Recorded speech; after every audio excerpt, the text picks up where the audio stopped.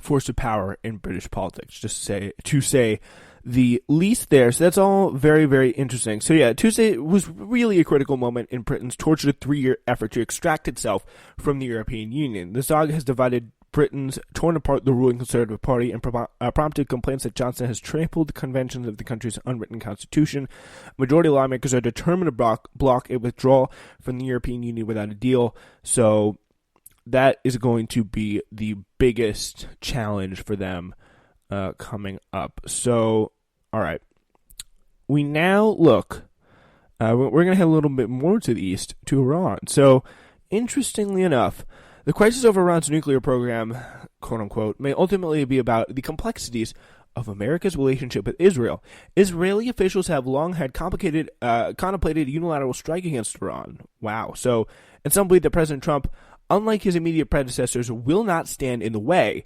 Now Prime Minister Benjamin Netanyahu is flexing military muscle, including launching raids into Syria against Iranian Hezbollah troops and arms stores, while Israel elections on September 17th, Netanyahu could be bluffing, but some worry that Trump could give him the green light to attack Iran itself. So that could be devastating to the region, and massive if they decide to do that. So, yeah, it's a very, very interesting article. I do encourage you to check out New York Times Magazine, The Secret History of the Push to Strike Iran. So that's coming out just an hour ago.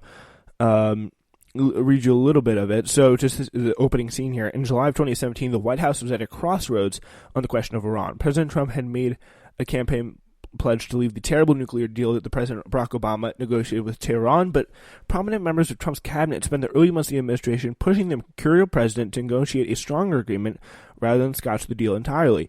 Thus far, the forces for the negotiation had prevailed. But counterforces were also at work. Stephen K. Bannon, then still an influential advisor to the president, turned to John Bolton to draw up a new Iran strategy that would at first abrogate the Iran deal. Bolton is a Fox News commentator and former ambassador to the UN, or at the time had no official role in the administration as of yet. But Bannon saw him as an outside voice that could stiffen Trump's spine, a kind of back channel of the president who could convince that that his Iran policy was adrift. As a top national security official to the George W. Bush administration, Bolton was one of the architects of regime change in Iraq. So he had long called not just for withdrawing from the Joint Comprehensive Plan of Action, or the JCPOA, as the 2015 nuclear deal was known, but called for overthrowing the Iranian regime that negotiated it. So obviously probably maybe even reinstall a Shah or something like that. Earlier in July, he distilled his views on the matter in Paris in an annual gathering in support of the French exile movement, the Mujahideen Khalq. Which itself had long called for regime change in Iran. Referring to the continuing policy review in Washington, he repeated his belief that the only sufficient American policy in Iran would be to change Iranian government and whip the ground into a standing ovation by pledging in 2 years Iran's leaders will be gone and we will celebrate. We here will celebrate in Tehran. So that is a big thing to say. So the document that Bolton produced as Bannon's request was not a strategy so much as a marketing plan for the administration to justify leaving the Iran deal. It did little to address what would happen on day 2, when the United States already pulled out a deal, but Bolton's views were hardly a secret to those who had spoken to him over the years and read the op-ed he wrote in the New York Times in 2015. Once American diplomacy had been set aside, Israel should bomb Iran. So that's going to be very interesting, because I encourage you to go check out that more and learn about some of the forces that have been so staunchly supportive of some of this stuff that it's really surprising. It really is how aggressive they have been in pushing for this stuff, and how much on the fringe they have been until now. A little disturbing. Walmart has waded into the gun safety debate recently. A month after a gunman killed 22 people in a Walmart store in Texas, the nation's biggest retailer said on Tuesday that it would stop selling ammunition that could be used in military-style assault rifles, discourage customers from openly carrying guns in stores, and press Congress to increase background checks and consider a ban on assault rifles. So, as we've seen before, these horrific events occur and then the spotlight fades. We should not allow that to happen. Congress and the administration should act. American executives has long said that Washington is responsible for solving gun violence crisis. but McMillan's leadership could prove to be a watershed, says New York Times business columnist Andrew Ross Sorkin, which, I mean, it's not really going to do much except for Walmart, but it's good to see the gun debate come back in the news. I'm glad for that.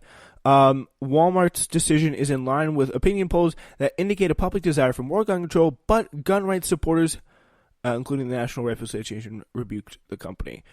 So very, very interesting article. I want to shout out quickly in the New York Times here. Interesting profile of Marianne Williamson. Great profile of her. Pretty much spent the summer talking about love and all that stuff. A New York Times person did.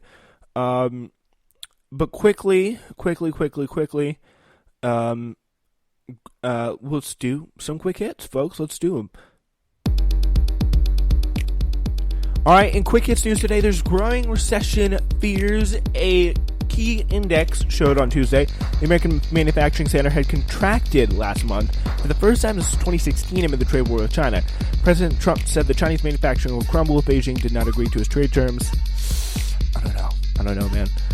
The Coast Guard ended its search for survivors after a deadly fire in a commercial scuba diving boat that has prompted scrutiny of regulations for such vessels. A 3-judge panel threw out the state's North Carolina's legislative maps in an unconstitutional partisan gerrymander and ordered approval of new maps by September 18th. So that's good, because those maps were incredibly drawn along racial and political lines. If you take a look at it, the Pentagon said it would delay or suspend 127 military construction projects and divert $3.6 billion to shore up President Trump's new border wall. I don't know. So that is a very, very interesting look there. New license plate possibilities for New Yorkers. The internet thinks some of the contests may have been rigged. New license plate possibilities for New York is out. We just got a new license plate. I don't understand why we need a new one again. The pop stars suing Forever 21. Ariana Grande is the main one. Saying the fashion retailer used her images from one of her music videos without her permission. Roger Federer fell to 78th ranked Grigor Dimitrov in the quarterfinals in the U.S. Open. And Serena Williams beat Wang Cheng to reach the semifinals. So that's interesting. Stay tuned to the U.S. Open for you. And that's all we got for today.